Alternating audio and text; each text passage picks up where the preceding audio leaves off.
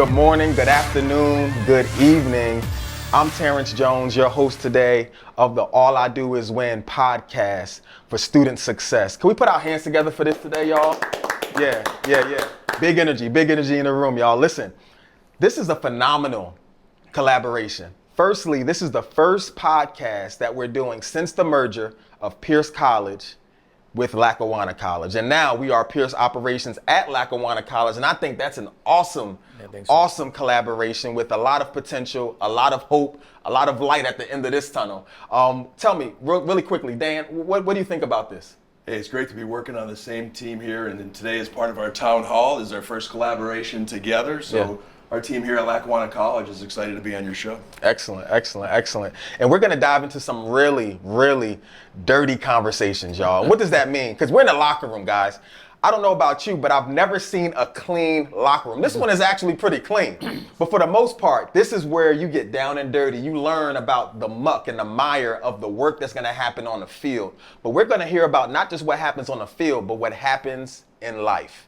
And in this space, we're going to talk about the routes you need to run, the plays that need to be executed. And we're going to hear this from the top talent here at Lackawanna College, leaders who've been proven time and time again, over and over, about how to be successful. So I want to go around the room. We already know who I am. I'm Terrence Jones, the Director of Academic Enrichment. And I want us to go around the horn and kind of just say your name, your role, and then we're going to hop right into this conversation. We'll start here. Dan LaMagna, AVP of Student Engagement, and one of the dinosaurs in this room here. They've been here a long time and just love what we do. Excellent. Thanks for being here. How you doing? I'm Jacob Tiberi. I'm a student athlete here at Lackawanna College, and it's just great to be here. I play quarterback.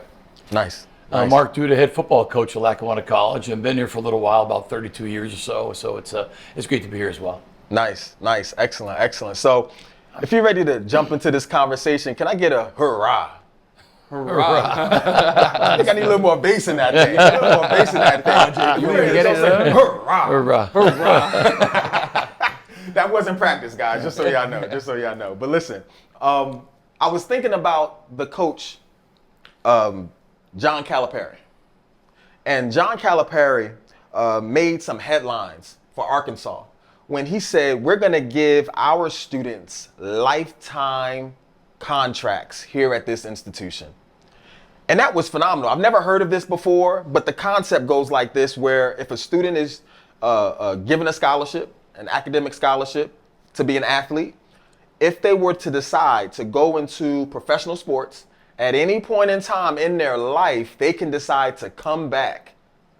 And their contract, their scholarship will still be active, and they can continue and persist towards a degree. Fantastic. And I think that that's really innovative. I think I heard, Coach, you mentioned fantastic. Yep. It's something that's really amazing, but I think it speaks to the way that phenomenal leaders lead from an innovative mindset versus from a strategic process mindset.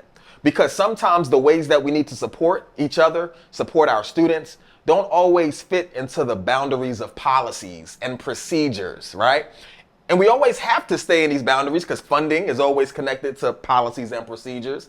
Approval is always connected to these boundaries that are set up by policies and procedures. But when you're in a position of influence, in a position of authority, sometimes you can suggest something that can cause a change in how the folks who you are allies of, who you are an advocate of, can get the best possible experience. And I think that's what we see here. But I want to throw this out, and I want to start with, as a matter of fact, this is whoever feels it can just jump right on in and kind of give your opinion. But in what ways have you had to do something innovative in order to see a student reach success, see success, and be successful? Well, I think for our students over the years, we've been a lot of first-generation college students. And so their families never went to school before, never went to college before, which is a big thing, right? So there's a gap between what the parent knows and what the player knows. So communication has been super important here. So we've had to kind of educate parents on what our education can do for their son. And so that has been the most important thing we've done. Now, how do you get people to buy in, get on board? Social media helps you get on board for sure. And then also I think the fact that those young kids come back home and say, look, I'm doing things that are wonderful and I'm going to move on to someplace else, to a job or a profession. So I think that's really the most important thing. So it's not really innovative, it's just being persistent. Okay, so Yeah. I think innovation is here, and I think persistence is here. All right, so I think that a pretty good idea with persistence becomes a great idea. That's just my view. Right, so I am one of those lunch pail guys, right? And so are my football players. They are guys who go every single day and get better every single day. But to understand that a great idea has to start, but then we have to build off that idea and not just kind of like hang our hat on it. Yeah, that's good. Yeah. That's good. And I think the college as a whole is innovative. You know, we saw in our town hall today where our president shared how diverse we are and all the different programs and different opportunities, getting ahead of a higher education cliff where we want to keep being innovative and have different offerings. But then we're like the boots on the ground. You know, when I first came into this football program in 2006, that's how I got here, and then worked my way up as following a higher ed path.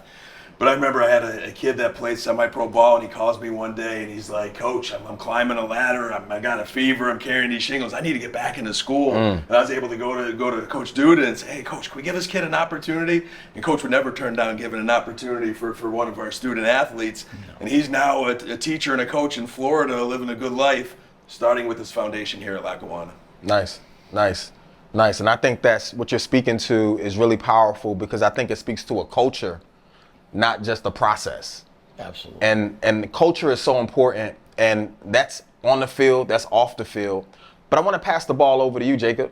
Firstly, and I don't know if I have permission to say this, but you heard it here first. This is the new captain for the 2025 to 26 season. Let's put our hands together for him, y'all. Absolutely. Thank you. And I want to hear about how you as a leader have helped to cultivate the culture of the team when you have players who come from different environments, different mindsets. How do you synthesize that, and how do you do it from your position? Definitely, yeah. Like being able to see everybody from a different background and area come together as one is definitely hard at first. You know, everyone has their own ways of doing things, but at the end of the day, being able to talk with them and being able to come together as one is the biggest thing, because if you're not a team, you can't do anything at the end of the day. It's like in football, on and off the field, if you're one, you're the strongest. If there's individuals, then you guys fall apart. That's why football is 11-man game, and you play as a team. So being able to bring everyone together and be one culture here at Lackawanna is probably the biggest thing for us, and it's a good thing to have. Nice, sure. nice. That's really good. And Coach, I have a question for you. So in our pre-talk, we heard that you've been tenured since 1991. I think that's another good place for a round of applause. Let's put our hands together for that. Maybe so. Maybe so. What do you feel, Coach? What's that? Yeah, maybe so. So from 1991 to 2025, Right. I can imagine the culture has had to have a couple shifts. There's no question, but people keep asking me all the time, like how kids have changed. Kids haven't changed. Not one bit. Not one molecule of the kids changed since I've been here. Now the situations have changed, their environments changed, expectations have changed, right? But they still want discipline, they still want structure, and they still want to be successful.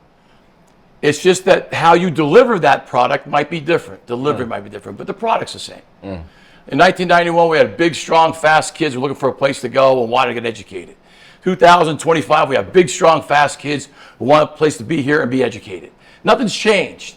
All that's changed is the fact that we have to understand a little bit more where they come from and understand the trials and tribulations they have, because it's different than it used to be. There's more pressure on it than it used to be. But as far as that kid who wants to play football, it's a good start. Yeah. It's a good start, and that's how we look at it. Nice. And Nice. I got to give Coach credit. He's always very modest. But when I started coaching here, he's never grown stagnant. So even though the hard work, blood, sweat, and tears is the same, he's adapted to the college game to make sure these kids are ready for whatever's next. Yeah. Because, there are, and we've seen it, right, in different places and institutions, sometimes things get old, but Coach has not changed.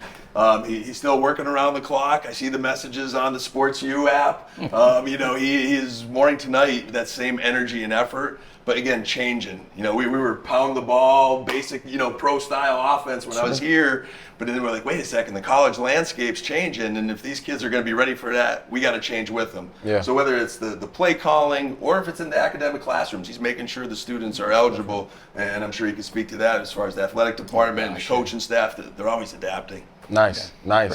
Yeah, Coach, do you have anything to add on to that? Because that was an awesome plug for the work you've been doing. Yeah, it's just that I guess. Let me also say this. Don't be humble. No, well, it's usually the best way to be. I think the kids, if they are always the number one factor, if they're the most important thing in your program. Here's what I tell every recruit I ever get. Yeah. What's the most important thing in your program? You. What's the second most important thing? You. Third, that would be you too, because you are the most important part of the program. In this school, the students are the most important thing. Yeah.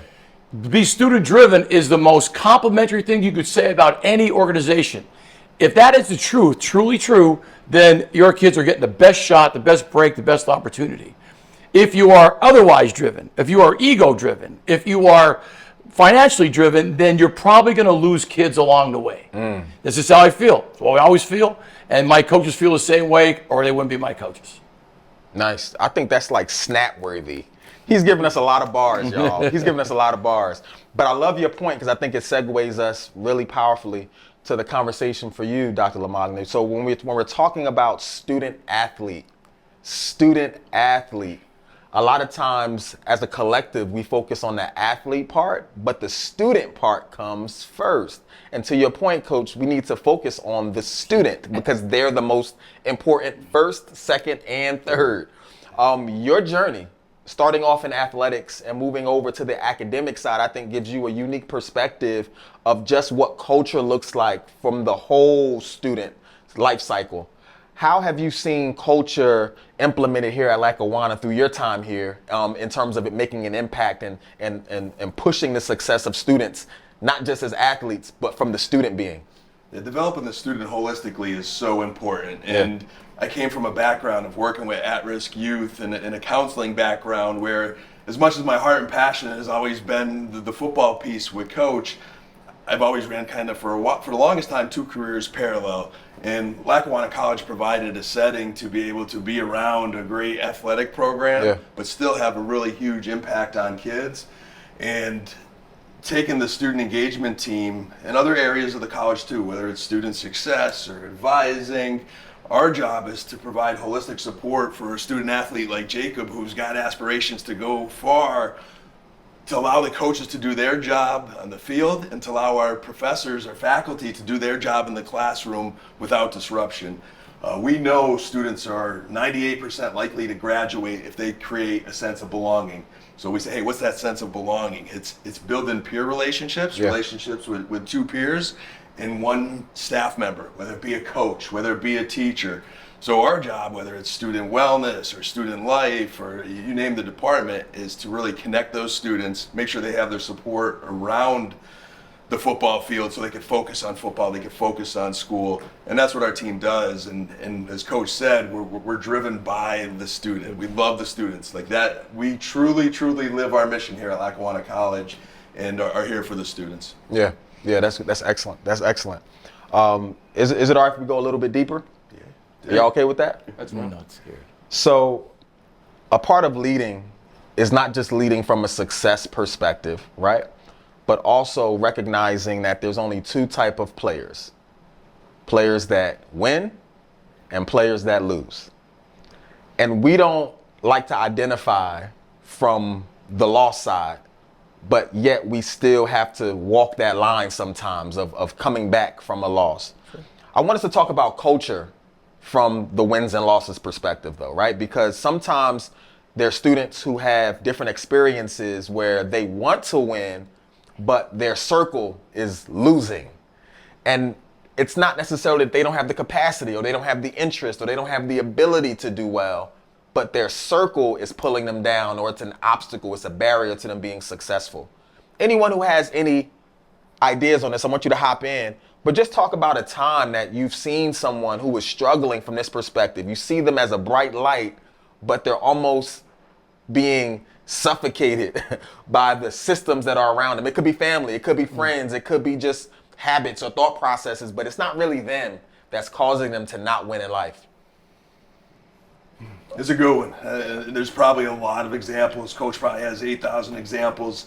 You know, I think we learn a lot when we do lose. Like, not everything's been a success. We've had bumps, we've had challenges, but I think the important thing is we have more wins than losses. You know, we have had students that have come in here and maybe for one reason or another, they didn't get the grades, or they didn't, you know, they got injured, or something happened in life that they didn't maybe reach their full potential. But I think we've got a lot more of those students that have reached their full potential. I think when I coached with you, we had our running back, Bloody Durzan, and he is a kid that had challenges in life. And he came in here with a lot of rough edges. And I don't think he'd mind me saying this about him, because we were so proud of how he evolved. And he went on to Jackson State. He went on to be a chef. He was cooking for Coach Prime. Like, he's done some really great things in life. And again, it wasn't all easy, but that's where I mentioned creating that sense of belonging. Hey, what does that student need? They don't all need the same thing, right? Some of them need the structure of coach's football program. Some need the academic support that advising has. Some need student wellness or being connected to student life. So that's what we try to figure out, right? Nice, you know, nice. If a coach sees a kid struggling, he might say, you know, hey, Dan, or, you know, this student needs a service. Can we get him connected? Or, you know, or we might see something and say, hey, coach, I know you spend a lot of time with this kid. How can we help him? You know, so we're trying to create those wins. Nice. Some students are afraid to fail, and some are afraid to succeed.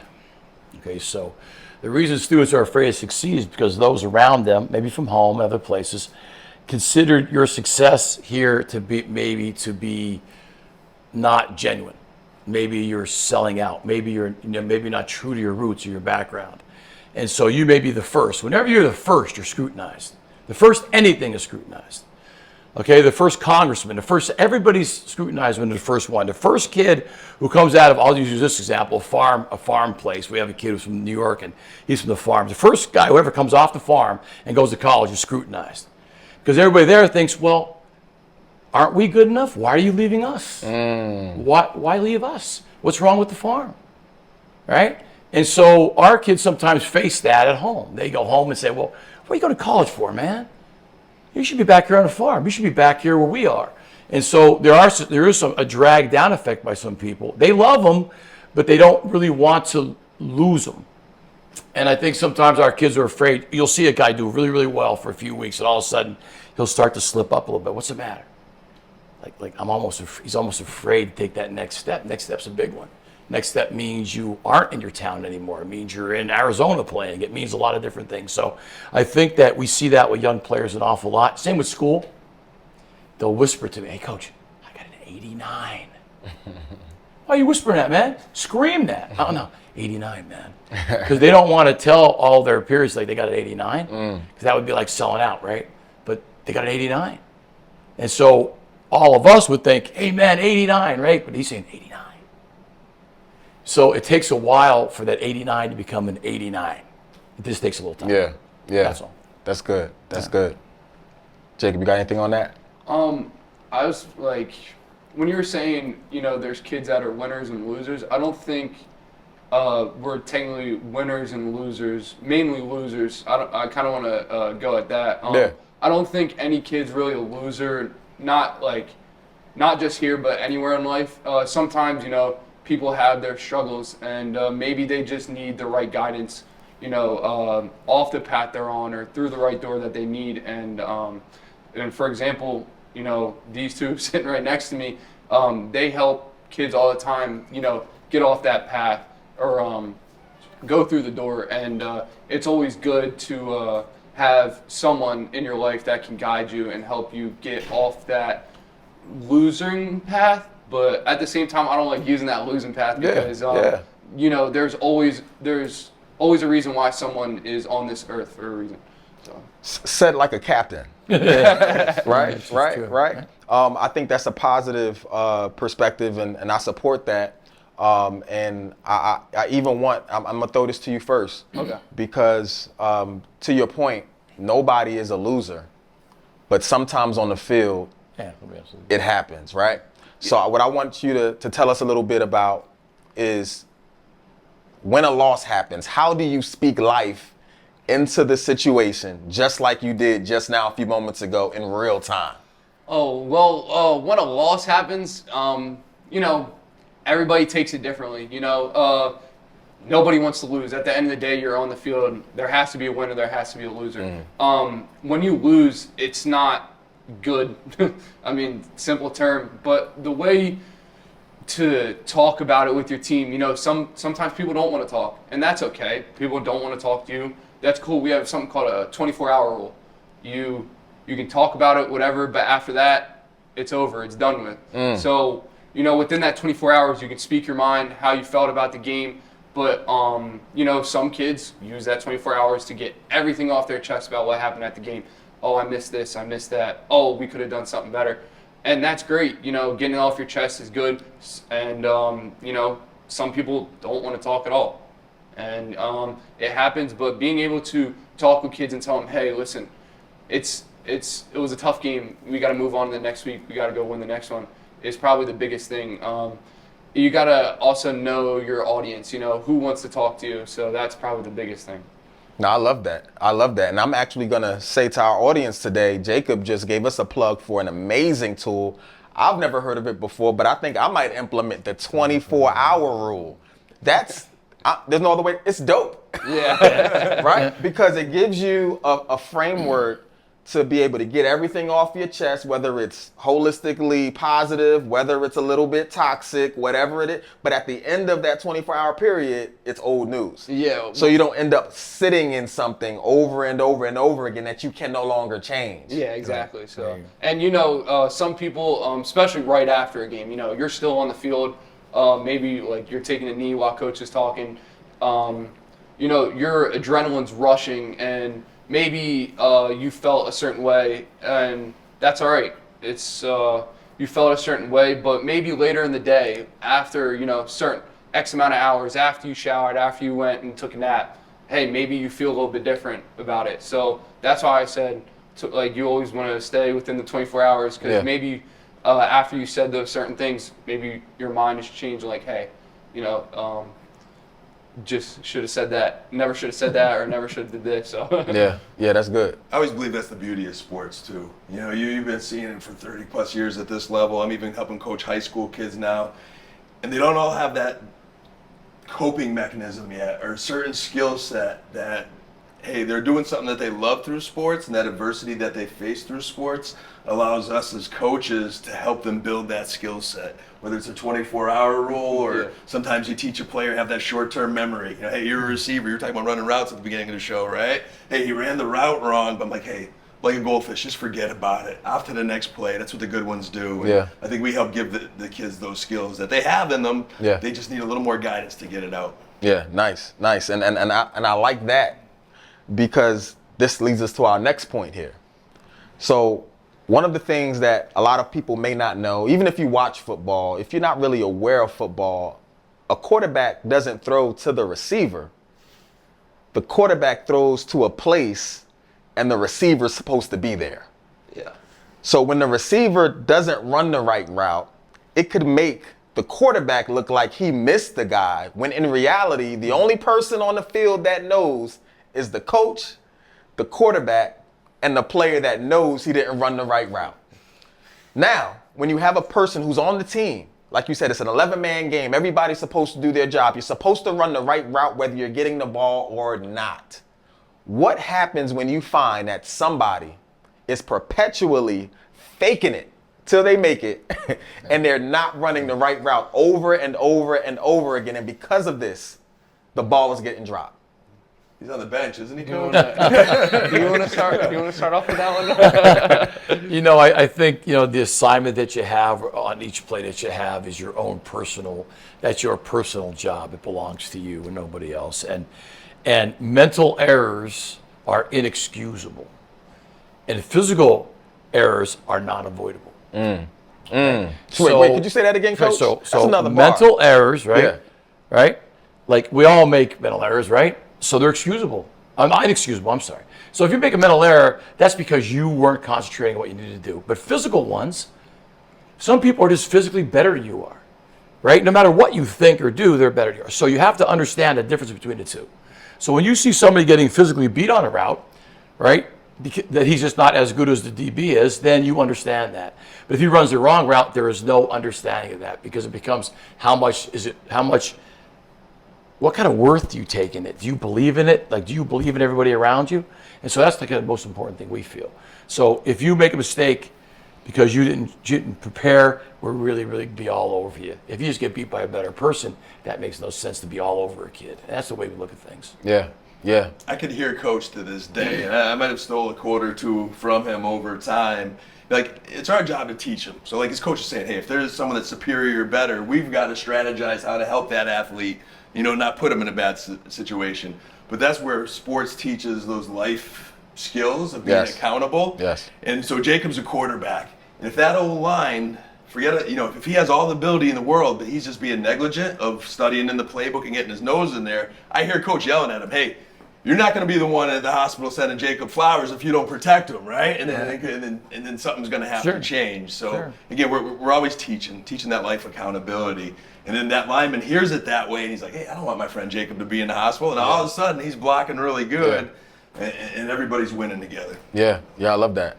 I think the biggest thing, speaking on, a line, as a quarterback, you got to have a good relationship with your O-line, because they don't like you, they won't block for you. So that's a good thing. But, just like we were saying, just got to be able to know your stuff at the end of the day. It's going to happen sometimes. Like you said, sometimes people run the wrong routes. Hey, maybe I missed a throw. I miss throws. Sometimes it happens. We practice every day. We practice every day, and sometimes, hey, if you're during the summer, your 7th practice in, 8th practice in, all right, you're going to start making those mistakes, and it happens, but you just got to bounce back from it and be able to keep moving forward. Yeah. No, that's good. That's good. And I think there's some awesome gems in what the three of you just shared. And just in the way that I heard it, right? Thinking about this from a holistic perspective, whether you play football or not, these are tools that you can leverage in your life. We talked about the O-line. Yeah. And what did you say about the O-line? Could you say it again? That you got to have a good relationship with them, that one. Yeah. In order for what? Yeah. Oh, in order to be protected, Woo, let's pause right there. In our lives, there are certain people who are bigger than us, who have accomplished more than us, who are literally there to support us. But it's important for you as a student, as a person, to be able to identify those folks, not take them for granted, but to lean in and make sure that you have a solid relationship. Because when the relationship flourishes, you end up getting opportunities, because sometimes those folks will have things that'll go across their desks when they could say, hey, this is a great partnership. This is a great opportunity for you. Listen, Jacob wouldn't be here if he didn't have a great relationship with the coaching staff. Like, this is facts. This is life. And what a lot of us nowadays, we end up operating as if we're silos, as if we have to do it on our own, by ourselves, as if there's some level of validation that comes from doing it alone. But like we said before, not just football, but life is a team sport, y'all. Right. Life is a team sport. And when we go back to the route running, there's some of us who are struggling with making good decisions for ourselves. That's inexcusable, as Coach would say. It's inexcusable to have a mental error. Sometimes bad things happen. You can't always stop bad things from happening in your life. But it's one thing when you cause bad things to happen, when you're the bad decision maker, because you can always bounce back, but you can't always become. Nope. Very nice. You can always bounce back, but you can't always become. You only become when you decide, hey, I'm going to do the right thing over and over and over again. And we call that in the sports world and the life world discipline.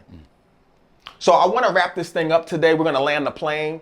And if there's any thoughts, any ideas, any concepts that you have that you want to leave with our audience today, we can go around the horn. We could start with Dr. LaMagna here, and you could tell us anything that you have thought-wise that would be your closing statements for today. Yeah, this was fun today. Great partnering up with the Lackawanna College merger. Here we are today, and I know this group of individuals in this room is just always self-motivated and wants to get 1% better every day. So hopefully our audience, if you're 1% better from one nugget you took today, we appreciate it. And please check us out at Lackawanna College. Nice. Yeah, I appreciate you for having me. You know, it's a great experience. I just want the audience to know, you know, win the day, win every day that you can. You know, 1% better every day, like Coach Duda says, that's all you can do. So just win the day as much as you can. Nice. I mean, I really do appreciate, you know, the merger between the schools. I think it's going to be fantastic. It's going to be bigger and better. And for the students, right? The students will have more opportunity, and that's really, really big. I think the athletic part of someone's life is something it was just very short, but it's unforgettable. Good, bad, or indifferent, it's unforgettable. So I think we want to try to provide the best possible situation we can for these guys so that they could always remember it the rest of their lives and understand how important it was. And I promise you something, it's true. I've had the pleasure of playing from when I was 10 years old till I was 31 at every level of football there is in America. And I remember my high school teammates more than my professional teammates. And my first year in college, the second year, those guys are still my friends for life because at the very beginning of your life, those guys are such a huge, important factor in it. So you have to draw off each other because sometimes it's all you got, right? So it really is important to realize these are the formative years for our guys, and we should do our best to make sure that happens that way. Nice. Well, I can tell you, I got some diamonds, I got some gems from our conversation today, and I feel like I'm a little bit bigger, a little bit stronger, being in the locker room with some phenomenal leaders. Let's put our hands together again for today's podcast. Let's go, come on, yeah. And I really look forward. I feel like this is setting us up for a part 2. I feel like there's more in the tank. I don't know. Are y'all ready for that? Sure. Always, yeah. All right, cool. Y'all heard it here first. We're going to have a part 2 at some point in time. But listen, today we talked about some phenomenal subjects. We talked about culture. We talked about winning. We talked about supports. We talked about winning on and off the field. We talked about recovering from losing on and off the field. And I think at the end of the day, we've also learned about discipline and how there's an intimate thread between all of these things, which leads to our ultimate success. So I hope you were able to get something out of today. And until next time, peace.